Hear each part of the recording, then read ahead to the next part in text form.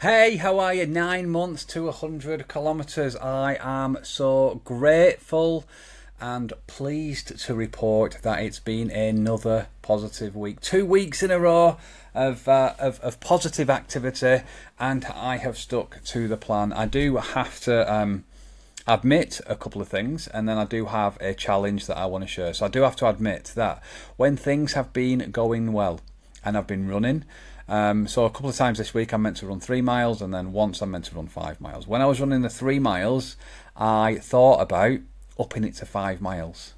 And when I was running it and I knew I was getting to the end, I contemplated turning left and carry on going up a road just to push myself a little bit further. But I didn't. I behaved myself, and I stuck to the plan, and I feel good about it. But also there's a little regret or a little niggle thinking that I could have actually done a little bit more. But because of the injury that I faced 4 weeks ago now, I've stuck to the plan, and I am not currently injured. I'm stretching every day.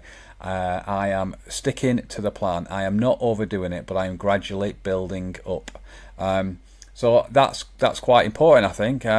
How I'm feeling. It's working and it's paying off, and things currently are going okay. And when I say things currently are going okay, I've got a challenge this week.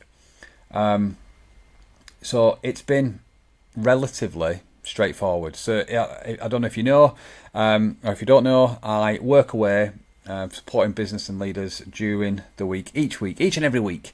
I do this, which means that I spend 4 nights, 5 days away from home, outside of the normal daily. I'm going to call them distractions. Some people call them kids, but it allows me selfishly to be by myself, and it allows me to stick to a plan and have regular routine and activity, regular diet. Same time I can do my stretches, same time I can do my activity. I can get an early night, I get plenty of sleep. So I'm well in with a routine when I work away from home, which is every week. Up until this week, because this week is half-term week. So I'm off, and the family, we're going to London. So this is going to be really, really interesting, because I'm going to have to be. So when I was injured, I couldn't do all of the activities exactly as I wanted to, so I couldn't run because of the impact on my back. So I went for a walk. I covered similar distance or even a bit more distance but I was walking, and that was all right. That went well. This week it's going to be a little bit different, because I've got certain activities that we're off to London. I've got certain activities that I'm going to be doing with the family, which will involve walking, but I also need to go for a run. So I've got to carve a time into the schedule that will allow me to go for a run. I've got to then make time for the stretching. I've got to warm down or cool down after that, as well, without impacting the experience of the family whilst being on holiday. I don't want to dominate or get in the way of the family enjoying themselves because I'm trying to fit in a 5-mile run. So my little dilemma is, do I cram more in when I get back? Do I count the steps that I'm taking whilst we're walking through the streets of London? Does that count as me training, or is that an additional thing? So I'm going to have to be a little bit flexible, but I don't want my progress and my plan to be affected because I am away. So this is a little niggle. This is a little thought, because the plan this week, it ups again. So I've had a couple of weeks at the same thing, which is 2 lots of 3 miles, one 5 miles, and 1 day in the gym. And then this week it goes 2 lots of 5 miles, one lot of 6. It goes 2 lots of 5 miles, 1 lot of 6 miles, and 1 session in the gym. When I do those, it's gonna be interesting. Let's just use that word. So I'm going to have to be flexible, but I want to stick to the plan. And this is the first proper test in terms of disrupting my routine. And if we think about it, Christmas is coming up as well, so I'll have 2 weeks at home for that period. So I'm going to come up against this again. So I think I've just got to be realistic, and I've got to think about these times when I won't be able to be as selfish as I am currently when I'm working away from home. The time is mine. I lock myself away. I do my own thing. I stick to the plan. But when I'm at home, I've got other people to consider. I've got other factors that I need to consider, and arguably for me, their enjoyment is far more important than me running a couple of miles. But I think I said to you a couple of weeks ago that I need to be selfish, and so I need to carve some time into the schedule, because I need to succeed. I need to be able to achieve these targets and these goals. I want to push myself, and I don't want to regret when I look back. I don't want to regret thinking, oh, if only I hadn't done that, or if only I'd pushed myself a little bit then, or if only I hadn't made that excuse. I don't want to look back with any excuses. So I've got to find a bit of balance. I've got to be a little bit creative. I don't want to let anybody down, and that includes myself.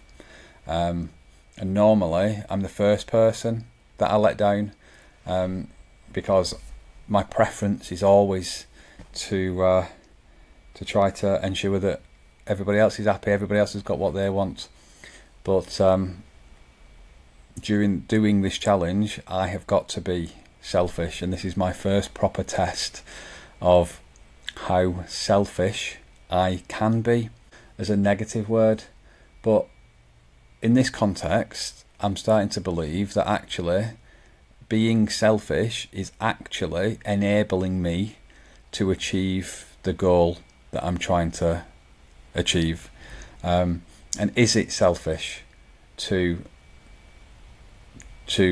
sometimes focus on yourself for the betterment or for the good of others to achieve a goal? So me being healthier, and I don't know whether this is just me trying to justify being selfish, but me being selfish or me being healthier means that I'll be able to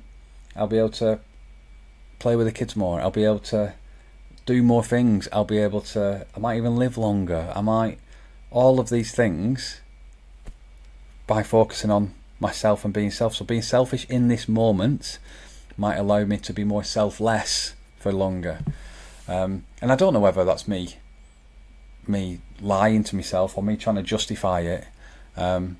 But this week, I'm going to try to be more selfish. Playing the long game as opposed to the short game. Rather than the finite activities, I need to play the infinite game, really, or play the longer game. April the 21st, the London Marathon. June the 8th, the Ultra Marathon. If I stop training this week, if I eat like a pig this week, if I returned to drink this week, then that would impact my progress. So I'm going to continue to be a little bit selfish, put myself first, and hopefully it allows me to achieve the goals for everybody's gain as well. So yeah, there you go. That's my little challenge for this week. It is an absolute roller coaster, this challenge, and I'm thinking about things that I've never really thought about or considered before. So just to summarise, really positive week. Stuck to the plan. Did doubt and question whether I should stick to the plan, but I have done, and I am still. I'm not going to say fighting fit, but I am less achy than I have been before. I'm building up my strength and building up my stamina. And then the challenge this week is: can I be selfish whilst on a family holiday? Can I put myself first a couple of times to maintain my progress, but whilst ensuring that everybody has an amazing time in London? Wow. I'll let you know how it goes. Have an amazing week, and we will chat again next.